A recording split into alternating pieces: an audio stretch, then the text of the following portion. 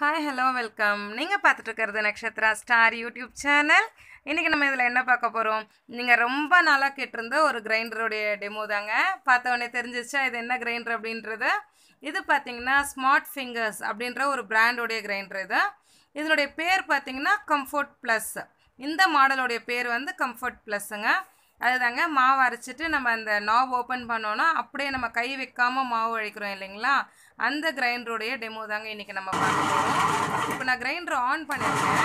Actually பார்த்தீங்கன்னா அந்த மாவு எப்படி வழிக்கிறதுன்னு பார்த்தீங்கன்னா அதில் 2 பேடு வருதுங்க. அதில் சைடு பேடு பார்த்தீங்கன்னா 2 வரும். அதில் நீங்கள் இந்த நாபை ஓப்பன் பண்ணிவிட்டு கிரைண்டரை ஆன் பண்ணிங்கன்னா அந்த பேடு வந்து மாவை நமக்கு வழித்து வெளியே தள்ளிடும். அப்படி தான் வந்து நம்ம அதில் மாவு வழிக்க முடியும். அதில் அந்த தண்ணி ஊற்றி அதுக்கப்புறம் நம்ம ட்ரம்மை க்ளீன் பண்ணுவோம் பார்த்தீங்களா? அந்த மாதிரி பண்ணும்போது இந்த கார்க்கு ஓப்பன் பண்ணிங்கன்னா போதும். இந்த கார்க்கு ஓப்பன் பண்ணிங்கன்னா அந்த கிரைண்டர் கழுவி அந்த தண்ணி வந்து அந்த வழியாக வெளியே வந்துடும். பட் ஆனால் மாவு வழிக்கும் போது நீங்கள் பெரிய மூடி தான் நீங்கள் வந்து ஓப்பன் பண்ணணும். அதில் இருந்து இதனுடைய எம்ஆர்பின்னு பார்த்தீங்கன்னா 8499 rupees. மாடல் நம்பர் பார்த்தீங்கன்னா CP2122. இதனுடைய டோட்டல் ப்ராடக்டோடைய வெயிட் வந்து 11.5 kgங்க. இந்த மூடியில் பார்த்தீங்கன்னா நமக்கு ஒரு ஹோல்ஸ் மாதிரி வச்சுருக்காங்க பாருங்கள். அந்த ஹோல்ஸ் கூட பார்த்தீங்கன்னா ஷெவர் ஹோல்ஸ் மாதிரி இருக்குது. நம்ம தண்ணி ஊற்றணும், மாவு அரைக்கும் போது நீங்கள் தண்ணி ஊற்றணும் அப்படின்னா நீங்கள் மூடியெல்லாம் கழட்டி ஊற்ற வேணாம். அந்த ஹோல்ஸில் அந்த மூடி வழியாகவே அந்த சின்ன ஓட்டை மாதிரி இருக்குது பார்த்தீங்களா? அதில் நீங்கள் தண்ணி ஊற்றுனீங்கன்னா அந்த தண்ணி வந்து ஷெவர் மாதிரி அந்த ட்ரம்முள்ள போய் இறங்கிடும். இதனுடைய வாட்ஸ் பார்த்தீங்கன்னா 230 வாட்ஸுங்க. இது மோட்டருடைய பவர் வந்து 120 வாட்ஸ் பவர். சிங்கிள் ஃபேஸ்லேயே இந்த மோட்டர் நல்லபடியாக ஓடுங்க. ஆக்சுவலி எல்லா கிரைண்டருமே பார்த்தீங்கன்னா சிங்கிள் ஃபேஸில் ஓடும். நமக்கு வந்து எல்லாருக்குமே 3 ஃபேஸ் வேணுமா சிங்கிள் ஃபேஸ் வேணுமா அந்த மாதிரி டவுட்ஸ் எல்லாம் எதுவுமே வேணாங்க. இதனுடைய ஸ்டோன் தாங்க டிஃப்ரெண்ட்டாக இருக்கும். இந்த ஸ்டோன் பார்த்தீங்கன்னா ஒரு சைடு 2 கல் இருக்கும், டபுள் ஸ்டோன் கொடுத்துருப்பாங்க. இன்னொரு சைடு பார்த்தீங்கன்னா சிங்கிள் ஸ்டோனு ப்ளஸ் பேடு கொடுத்துருப்பாங்க. அப்புறம் இதனுடைய ரோலர் ஸ்டாண்டு ப்ளஸ் அந்த ட்ரம் எல்லாம் பார்த்தீங்கன்னா 304 ஹை குவாலிட்டி ஸ்டெயின்லெஸ் ஸ்டீலில் செஞ்சுருப்பாங்க. டோட்டல் பாடி பார்த்தீங்கன்னா ABS பாடி. இந்த டோட்டல் ப்ராடக்ட்டுக்கு 5 years வாரண்ட்டி கொடுத்துருக்காங்கங்க. மோட்ரு காப்பர் மோட்ரு யூஸ் பண்ணியிருக்காங்க இவங்க. 5 yearsக்கு ஃபுல் ப்ராடக்ட்டுக்கு உங்களுக்கு வாரண்ட்டி கொடுத்துருக்காங்கங்க. இதில் வெளியே இருக்க நாப் வந்து உங்களுக்கு நல்லா பெருசாக ரவுண்டாக இருந்தாலும் கூட அந்த ட்ரம் உள்ளே பார்த்தீங்கன்னா அதனுடைய கட்டிங் ஸ்பேஸ் வந்து சின்னதாக ஸ்கொயராக தாங்க கட் பண்ணியிருப்பாங்க. நான் உங்களுக்கு இப்போ உள் சைடு காட்டுறேன் பாருங்கள். உள்ளே பார்த்தீங்கன்னா நல்லா தெரியும்னு நினைக்கிறேன். அங்கே பாருங்கள், சின்னதாக ஸ்கொயராக தான் கட் பண்ணியிருப்பாங்க. அந்த வழியாக தான் நமக்கு வந்து மாவு வந்து வெளியே வரும். அதில் டபுள் பேடு இருக்குது இல்லைங்களா? அதுதான் வந்து இதில் ரொம்ப ஸ்பெஷலே வந்து இந்த டபுள் பேடு தாங்க.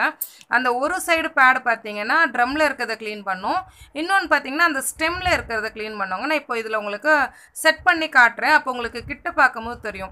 ஃபஸ்ட்டு வந்து நம்ம ட்ரம்மை வச்சுட்டு அதுக்கப்புறமா அந்த ஸ்டோன் எடுத்து நான் ஃபிட்டிங் பண்ணுறேன் பாருங்கள். இங்கே பாருங்கள், ஒரு சைடு பேடு வந்து ட்ரம்மில் இருக்கிறத க்ளீன் பண்ணி கொடுக்குது, க்ளீன் பண்ணி வெளியே தள்ளுது. இன்னொரு சைடு பார்த்தீங்கன்னா அந்த ஸ்டெம்மில் இருக்கிறத க்ளீன் பண்ணுது. நம்ம கை வச்சு அந்த ஸ்டெம்மில் இருக்க எதையுமே நம்ம எடுக்கணும்னு அவசியம் இல்லை.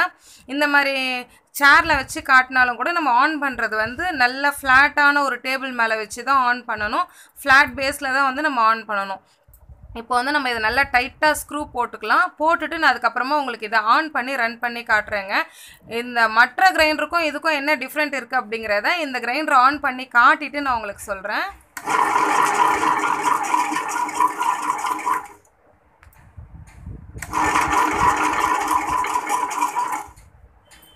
இப்போ பார்த்தா உங்களுக்கு தெரிஞ்சிருக்கோன்னு நான் நினைக்கிறேன். மற்ற கிரைண்டரில் பார்த்தீங்கன்னா கல் வந்து உள்ளே அப்படியே இருக்கும், வெளியே இருக்க ட்ரம்மு சுத்த அந்த உள்ளே இருக்க ஸ்டோன் வந்து ரோல் ஆகும்.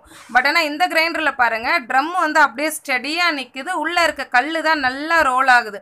அதாவது அந்த காலத்தில் உரல்லாம் பார்த்தீங்கன்னா உரல் அப்படியே இருக்கும், நம்ம கல்லில் மாவு அரைச்சி எடுப்போம் இல்லைங்களா? அந்த மாதிரியான ஒரு சிஸ்டம் வந்து இவங்க ஃபாலோ பண்ணியிருக்காங்க.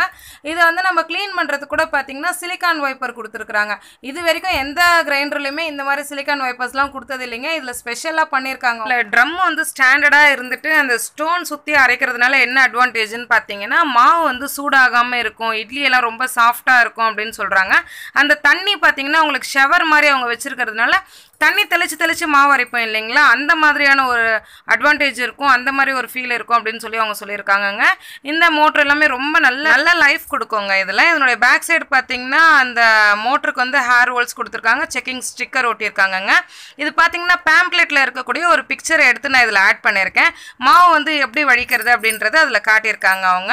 இந்த வீடியோவில் நான் சொன்ன விஷயங்கள் எல்லாமே உங்களுக்கு பயனுள்ளதாக இருந்தால், இந்த வீடியோ உங்களுக்கு பிடிச்சிருந்தா இந்த வீடியோ நீங்கள் லைக் பண்ணுங்கள், ஷேர் பண்ணுங்கள், சப்ஸ்கிரைப் பண்ணுங்கள். தேங்க்யூ, தேங்க்ஸ் ஃபார் வாட்சிங். மறக்காமல் பெல் ஐக்கானையும் கிளிக் பண்ணிடுங்க.